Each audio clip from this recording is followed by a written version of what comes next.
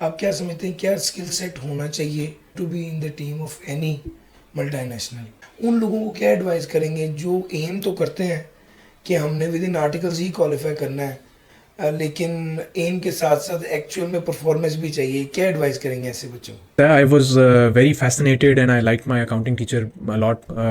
उन्होंने भी क्योंकि एक होता है एक सब्जेक्ट को सिर्फ पढ़ा देना, सीए कोई नहीं करता। एग्ज़ाम्स पास करते हैं, एग्ज़ाम्स पास करने के लिए सिलेबस करना है, सिलेबस करने के लिए आपने हर रोज़ एक टाइम देना है। अस्सलाम वालेकुम। 75% ऑफ क्वालिफाइड चार्टर्ड अकाउंटेंट तो इंडस्ट्री में काम करते हैं। इसी वजह से हमने आज दावत दी है अपने शो में एक ऐसे इंडिविजुअल को जो कि एक मल्टी नेशनल ऑर्गेनाइजेशन में लीडिंग पोजीशन में है। ये कोक में पहले सर्विस करते रहे और उसके बाद फिर उन्होंने टेट्रा पैक ज्वाइन किया और अब उसके फाइनेंस डायरेक्टर हैं। Please welcome mister Jamar Numan Bhatt. अस्सलाम वालेकुम सर। वालेकुम सलाम अली, थैंक यू, बहुत शुक्रिया इंट्रोडक्शन का। सर जी, बात शुरू करते हैं आपके जर्नी से। थोड़ा सा प्लीज़ आप बताएंगे कि आपकी फैमिली में भी कोई चार्ट अकाउंटेंट है या आपने अपने तौर पे ही सीए शुरू किया? कैसे पता चला, कैसे ये जर्नी शुरू हुआ?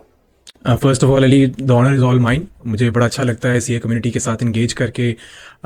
पुरानी यादें भी वाबस्ता जो होती हैं वो भी दोबारा होती हैं, नज़र आपको आती हैं, याद आती हैं, कोई बुरी यादें कोई अच्छी यादें भी। तो इसलिए the honour is all mine. मेरा बैकग्राउंड कुछ स्पेशल नहीं है, आपने बिल्कुल सही पहुंच के। मेरे एक बड़े कज़न थे जो सीए थे और मैंने जब ओ लेवल्स में था मेरा बड़ा सेट माइंड था कि मैंने इंजीनियर बनना है। उस वक्त मेरे एक हीरो होते थे डॉक्टर अब्दुल कदीर खान, अभी भी हैं। और मुझे बड़ा इंजीनियरिंग का शौक था। ए लेवल्स में भी हाफ वे तक मैंने इंजीनियरिंग की पढ़ी क्लासेस। हाफ पे मैंने जब मेरे ज़रा थोड़ी सी करियर के बारे में सोचना शुरू किया, करियर काउंसलिंग वगैरह हुए, लोगों ने बताया कि क्या क्या पोटेंशियल है। उनके पहले तो स्टार्ट में यही होता है जब आप एफएससीआई लेवल्स में जाएं, या इंजीनियरिंग है या डॉक्टरेट ना। तो सीए का पता चला, उसके इंस्टीट्यूशंस का पता चला, आईकैप का पता चला। तो then I decided at that time, I don't know वो डिसीजन सही है या गलत है, लेकिन दैट्स एज दे से इट्स हिस्ट्री नाउ। तो तब मैं गया सीए की साइड पे। ए लेवल्स के फ़ौरन बाद ही मैंने इंस्टीट्यूट ज्वाइन किया। मैंने अपने क्लासेस वगैरह स्टार्ट की। ओ लेवल से आते हुए उस वक्त बड़ा एक धचका लगता है, क्योंकि ओ लेवल्स और ए लेवल्स में बड़ा आपको ना मार मार के बताते हैं कि रट्टा नहीं लगाना, जो करना है कॉन्सेप्ट हो, आइडिया हो। लेकिन ये कॉन्सेप्ट आपको सब्जेक्ट्स लाइक लॉ या आईएफआरएस पढ़ने के लिए बड़ा यूज़फुल नहीं था। तो मैंने स्ट्रगल किया थोड़ा सा, लेकिन साथ दोस्त भी, मेरे टीचर्स ने बड़ा सपोर्ट किया। मुझे थोड़ी एक्स्ट्रा एफर्ट करनी पड़ी compare to the other students, लेकिन eventually I got a hang of it. और फिर आहिस्ता आहिस्ता सीए ने भी थोड़ी आसानियाँ की, ओपन बुक पेपर आ गए। तो वो बड़ा फ़ायदा हुआ कि मुझ जैसों के लिए तो बहुत ही आसानी हो गई कि हमें समझ नहीं आती थी कि इतनी मोटी टेक्स्ट की किताब हम कैसे याद करेंगे और पेपर में कैसे रिप्रोड्यूस करेंगे। तो वो मुश्किल आसान हो गई इवेंचुअली। और वही कहते हैं ना, राइट टाइम राइट प्लेस। तो बस that's how it went and आज मैं आपके सामने हूँ। तो ये एक मेरा छोटा सा बिगिनिंग और तारुफ तो रहा। क्या आप ओए लेवल्स में भी इसी तरह ही एक्सेप्शनल थे या एक एवरेज स्टूडेंट ही थे? यानी आपके स्ट्रेट एज आते रहे ओ लेवल्स में, लेवल्स में, या उसके अलावा भी आपका कुछ बी भी था, सी भी था किसी सब्जेक्ट? मैंने जो अब मैं जब सोचता हूँ ना, तो मैंने कभी ओ लेवल्स में ओवर रीच नहीं किया। मैंने ओ लेवल्स में सादे 8 एग्ज़ाम होते थे, मैंने 8 ही दिए। मैंने इर्द गिर्द बड़े लोग 12-12, 13-13 देते थे। उन 8 में से मेरे 6 एज थे, एक सी भी आया और एक बी भी आया।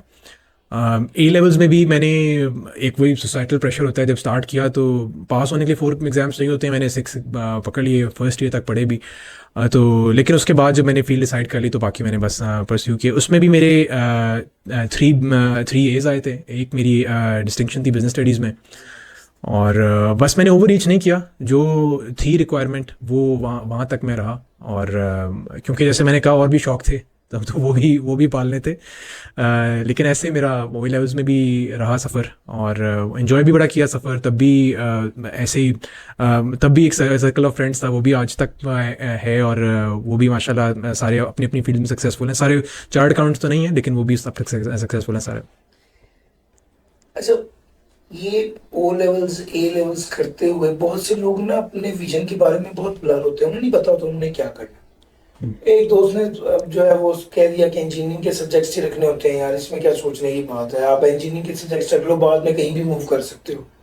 तो लोग बस वैसे वो वाले सब्जेक्ट्स रख लेते हैं और चलने लग जाते हैं, और लेटर ऑन वो रियलाइज करते हैं कि शायद उसकी जरूरत नहीं है। अच्छा, आपने बताया कि आप 1 साल के बाद यू वर वेरी क्लियर कि आपने क्या करना है।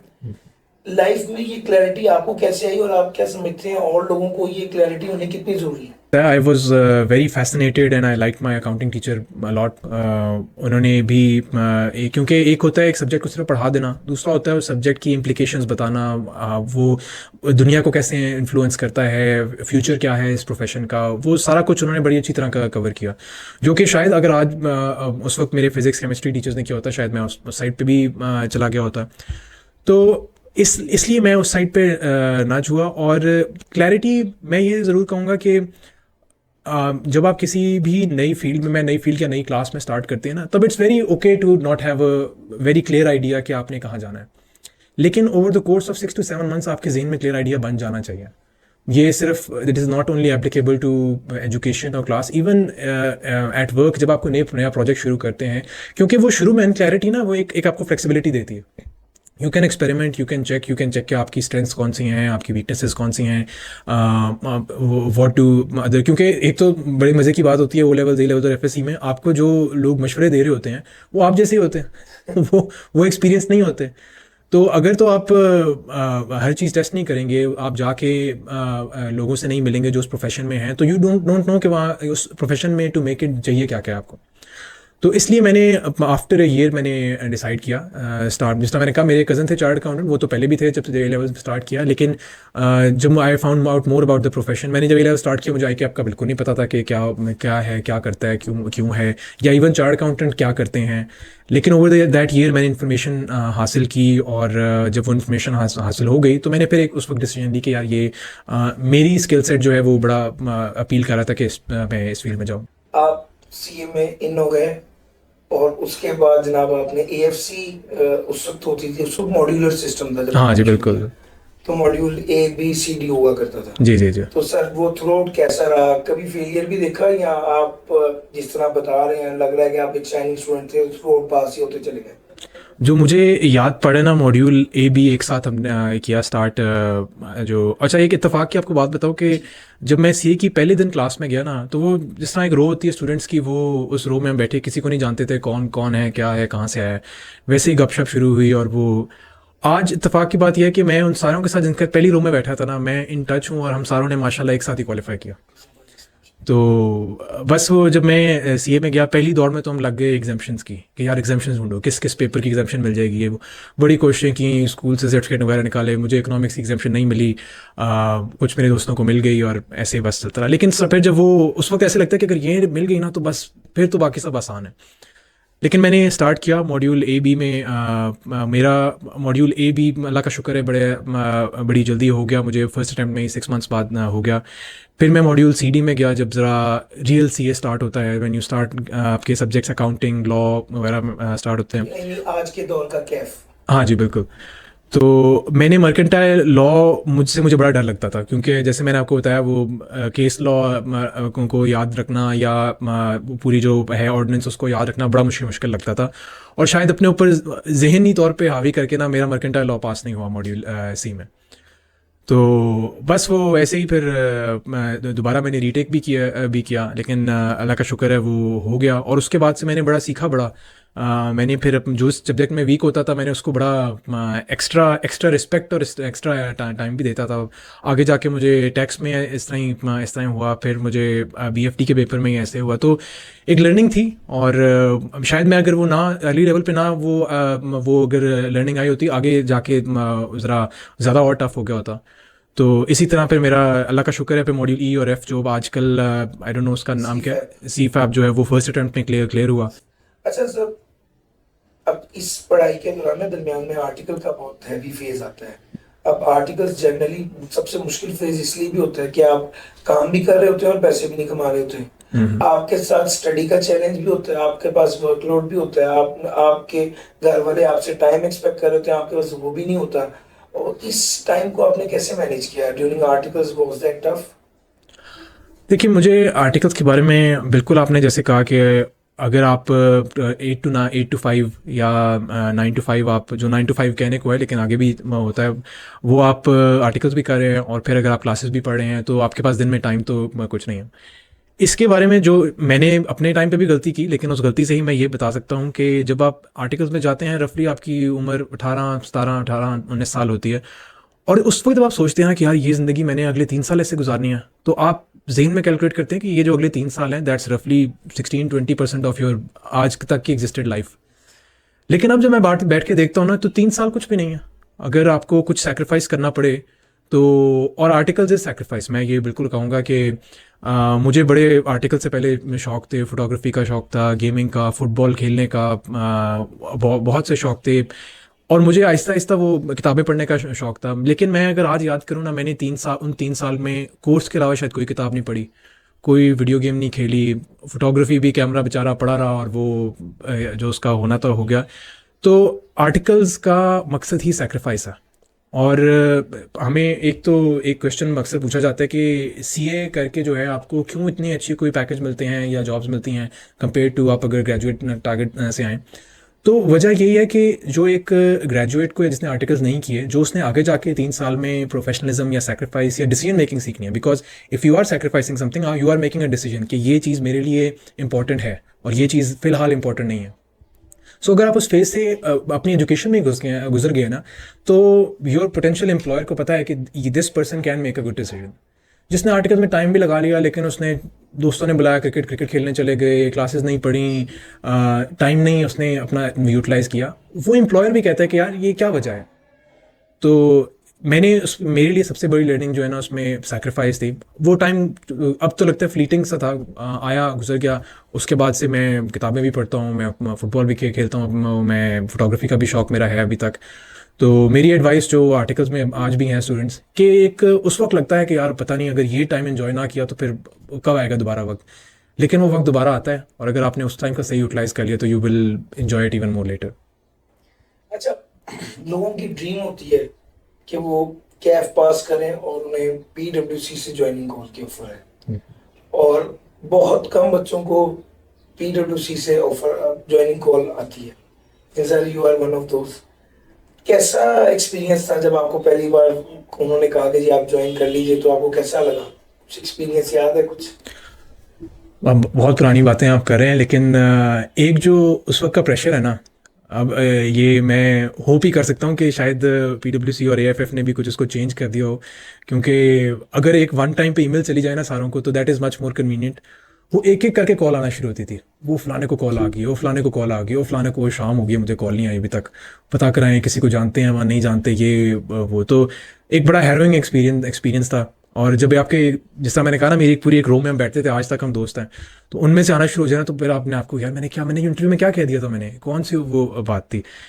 तो बिल्कुल वो ऐसा फेज से गुजरा। कुछ थे मेरे फ्रेंड्स जो नहीं जा सके, लेकिन उनको इक्वली गुड फर्म्स में या और फर्म्स में वो उनको मिल गई जगहें, they did their articles, they qualified.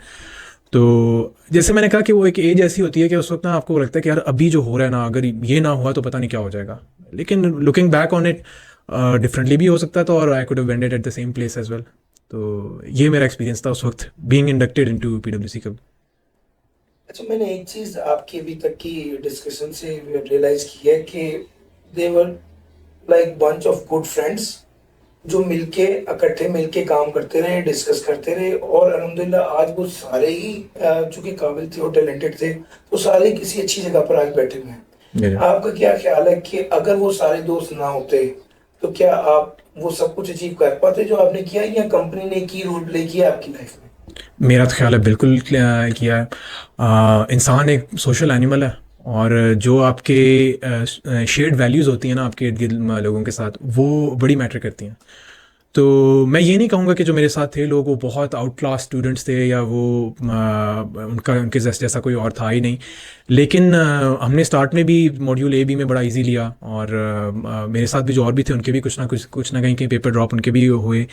लेकिन जैसे एज टाइम प्रोग्रेस, हमने इवेंचुअली खुद डिसाइड किया सारों ने, एक टाइम पे नहीं, लेकिन कुछ टाइम्स पे, कि यार अब this has to take precedence over everything else. एक टाइम होता था कि जब कोई कहता था यार आज क्लास छोड़ते हैं, नाश्ता करने चलते हैं, तो सारे तैयार होते थे। एक दिन आया जब कोई एक ने कहा नहीं यार वो कल टेस्ट है, मैंने उसकी तैयारी करनी है। कुछ दिनों बाद 2 ने कहना शुरू कर दिया, 3 ने, 4 ने। तो ये बड़ा मैटर करता है, और इसी से मैं ये कहूँगा कि अगर ज़ाहिर बात है, आप अगर आपका एक ग्रुप ऑफ फ्रेंड्स है, आप छोड़ तो नहीं सकते उन्हें कि नहीं जी तुम पढ़ते नहीं हो, मैं तुम्हें छोड़ दूंगा, लेकिन आप हमेशा नज कर सकते हो उन्हें।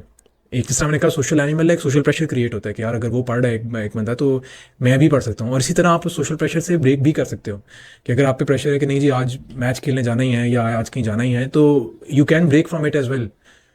तो अगेन बात फिर आती है डिसीजन मेकिंग पे कि जो सीए की फील्ड है वो आपको सिखाती डिसीजन मेकिंग है कि if you make good decisions, आप यू कैन कहाँ से कहाँ आप जा सकते हैं लाइफ में।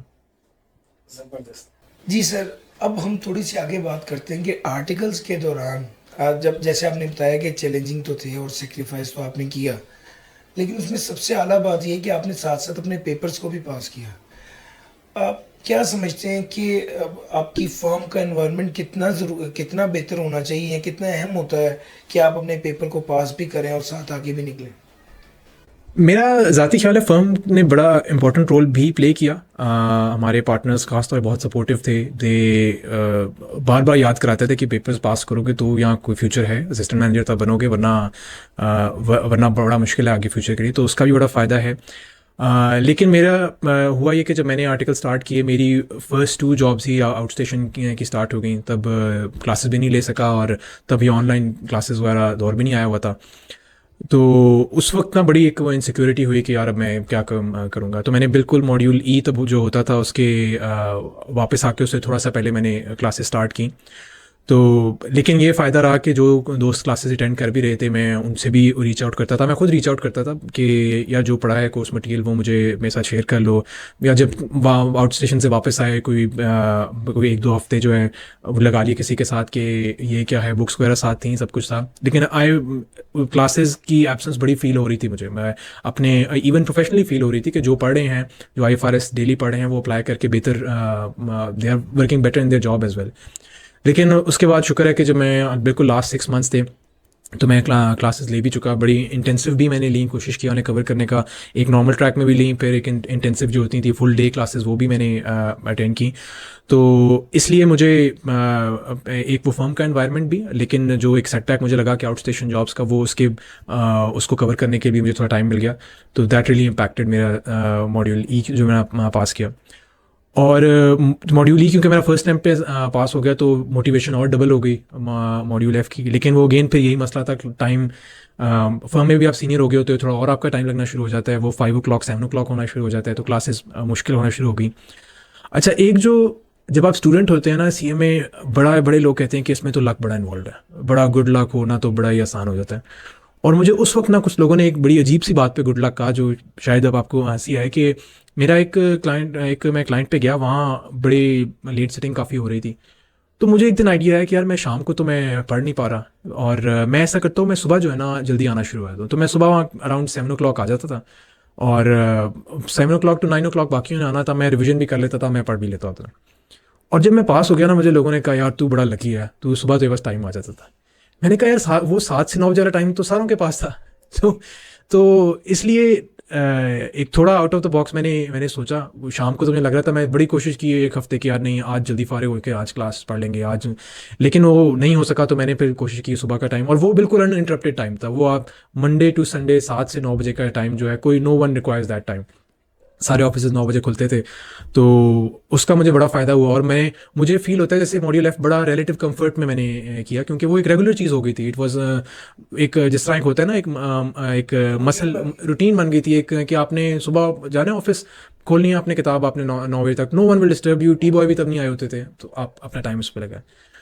तो इस तरह एक कॉम्बिनेशन ऑफ फैक्टर्स रहे। जिस तरह मैंने कहा, कुछ लोगों को लगा कि मैं बड़ा लकी था कि 7 से 9 वाला टाइम, ये डिस्पाइट इसके मैं अनलकी था कि मैं शाम को नहीं टाइम निकाल पाया। तो ऐसे बस फिर एग्जाम्स आए, तो जिस तरह मैंने कहा, मुझे मॉड्यूल एफ बड़ा रिलेटिवली कंफर्टेबल लगा, या उतनी टेंशन नहीं थी मुझे मॉड्यूल ई में थी। अच्छा, बहुत से बच्चे जब आर्टिकल कम का टेन्योर शुरू होता है ना, तो सबसे पहली बात ये एम करते हैं कि भाई हमने विद इन आर्टिकल क्वालिफाई करना है। ये बहुत चैलेंजिंग होता है, और आपने जैसे बताया कि आउट ऑफ ऑर्डिनरी कुछ करना पड़ता है आपको, अगर आप जेन्युइनली पास होना चाहते हैं। उन लोगों को क्या एडवाइस करेंगे जो एम तो करते हैं कि हमने with in articles he qualify करना है, लेकिन एम के साथ साथ एक्चुअल में परफॉर्मेंस भी चाहिए? क्या एडवाइस करेंगे ऐसे बच्चों को? मैं सिर्फ विद इन आर्टिकल्स के अलावा मैं जिसने ये डिसाइड कर लिया ना कि मैंने सीए करना है, उसको मैं ये एडवाइस करूँगा, शायद थोड़ी अजीब बात लगे, कि आज तक सीए किसी ने नहीं किया। हर किसी ने सीए के एग्ज़ाम्स पास किए हैं, किसी ने सी फैप पास किया है, किसी ने इसको और अगर थोड़ा सा ड्रिल डाउन करें तो सारों ने अकाउंटिंग एग्ज़ाम पास किए हैं। इसको अगर और ड्रिल डाउन करें तो अकाउंटिंग एग्ज़ाम पास करने के लिए उन्होंने अकाउंटिंग का सिलेबस कवर किया, और वो करने के लिए उन्होंने हर रोज़ कुछ ना कुछ करना ज़रूरी है। ये 1 आवर 2 आवर स्पेंड करना ज़रूरी है। हमने सीए को ना बना दिया हुआ है कि सिर्फ एक फुटबॉल फील्ड के एंड पे एक गोल है, और वो या होगा या नहीं होगा, या 0 या 1, जबकि ये रियलिटी नहीं है। एक फुटबॉल पिच है जो बीच में है, और क्योंकि हमें वो उस पिच को हम ट्रैवल नहीं करते, तो एंड पे आके हमें लगता है ये तो एक कॉइन टॉस है। तो अपना टारगेट बड़ी अच्छी बात है, एक you have aimed for the stars कि मैंने विद इन आर्टिकल्स करना है, लेकिन उस टारगेट को ब्रेक डाउन करें कि मैंने अकाउंटिंग का या लॉ का पेपर पास करना है। वो पास करने के लिए मैंने एवरी डे 2 आवर्स या 1 आवर हर रोज़ जाके, I know it's tough, 9 to 5 job, फिर क्लासेस, फिर देना है, लेकिन like I said that's where sacrifice comes in. आपने वो टाइम स्पेंड करना है।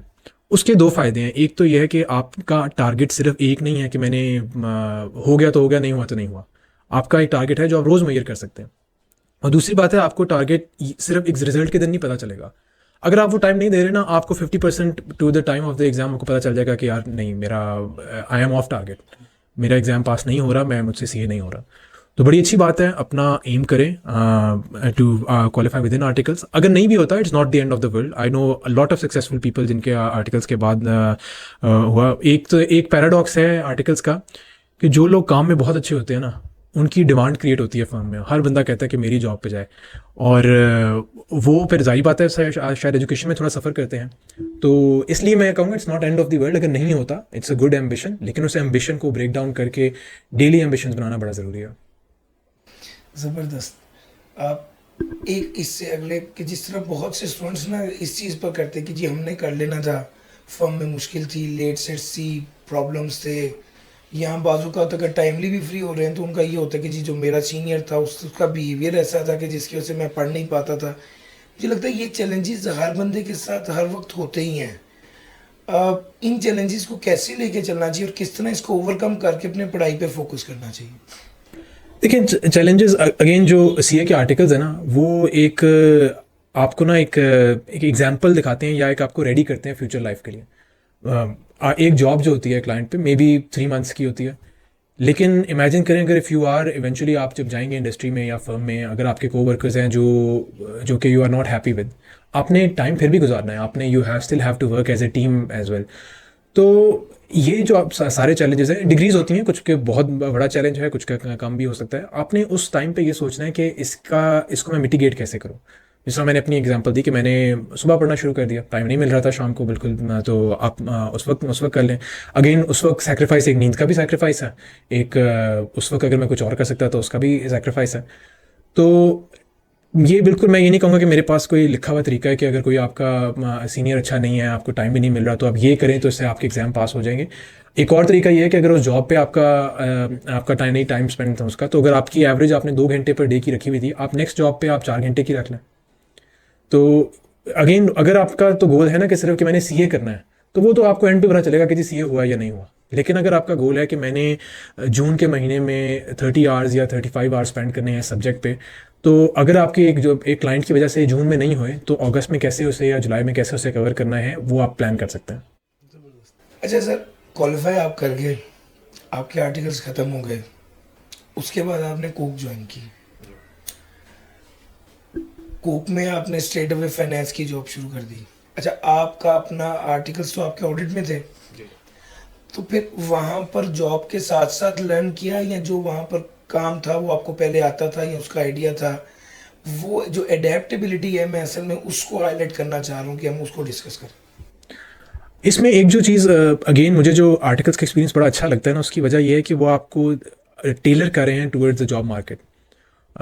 जब मैंने ऑडिट में करने का फ़ायदा ये, आप एक कंपनी के सारे सेगमेंट्स को, सेल हो, इन्वेंट्री हो या और हो, वो आप सीखते हैं। मैं गया भी बिज़नेस प्लानिंग में, जिसका मतलब है कि आपको पूरे सिस्टम का नॉलेज होना चाहिए to make a business plan और मेक अ बजट। वो मुझे फ़ायदा भी बड़ा हुआ। और दूसरी बात है कि शायद जो बंदा ग्रेजुएट करके आए, उसको अगर फर्स्ट डे आप SAP के सामने बिठा दो, उसको पता भी ना हो ये क्या करना है, या इवन एक्सेल से एक्सपेक्ट करो कि ये इस पे कोई एनालिसिस करेगा, बड़ा बड़ा मुश्किल है। वो ये नहीं है कि बहुत मुश्किल स्किल है, 6 मंथ्स में वो स्किल कर सकते हैं, लेकिन उन उन चीज़ों ने बड़ा हेल्प किया, बड़ा सपोर्ट किया, क्योंकि मेरे साथ जिन्होंने ज्वाइन किया एनालिस्ट वगैरह, वो सिर्फ चार्टर्ड अकाउंटेंट्स नहीं, और भी थे, MBAs वगैरह भी थे। जो मेन एक डिफरेंस एक फील होता है ना, वो एक इंडस्ट्री में स्टार्ट से ही डे वन से एक रिजल्ट ओरिएंटेशन बड़ी होती है, और ऊपर से कोका कोला लिस्टेड कंपनी भी थी, तो एक month to month, quarter to quarter एक एक्सपेक्टेशन थी कि हमने एक टैलेंट को हायर किया है, they will come up with ideas to us के व्हाट शुड वी डू, या if we are doing something wrong they will point it out. तो ये एक शायद फर्म में नहीं होती डे वन से, क्योंकि बड़े सेट प्रोसीजर्स होते हैं। एक तो ऑडिट का वैसे ही सेक्टर बड़ा हेवीली रेगुलेटेड है, so you can not go outside a certain area. आप एक सिंपल सी एग्जांपल है, अगर आप बैंक इन्फॉर्मेशन ले रहे हैं और वो नहीं आ रही, तो आप जाके बैंक को कॉल करके नहीं कह सकते कि जी क्यों नहीं आ रही। तो लेकिन इंडस्ट्री में आपके पास आपको जल्दी से अडेप्ट करना पड़ता है कि ये this will no longer be an excuse कि नहीं ये अलाउड नहीं है, या ये नहीं है। If they are hiring you, एक तो इंडस्ट्री में से कहते हैं दे आर acquiring talent, तो they expect कि you will solve their problems. अच्छा सर, आपके साथ पॉडकास्ट देखे शायद बहुत से फ्रेश चार्टर्ड अकाउंटेंट ये ख्वाहिश करें कि हम भी इस टीम का हिस्सा बने, टेट्रा पैक की टीम का।